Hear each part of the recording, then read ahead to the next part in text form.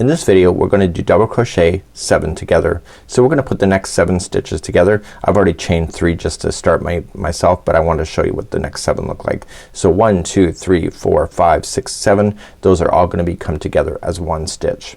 So to do this you're just going to yarn over and go into the next stitch and pull through 2 and hold it.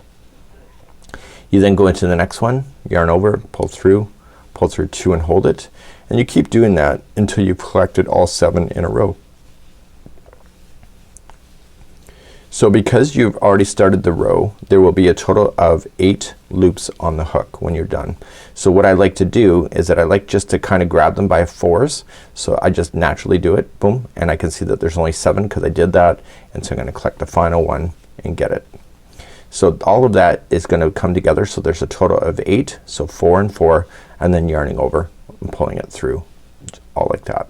So usually in Catherine wheel stitch this exists, and then what you want to do with this particular one as well, you could just chain 1 and then chain 3, 1 2 and 3, and that will take you over to the start of the next one like that. So this would be how you would do double crochet 7 together.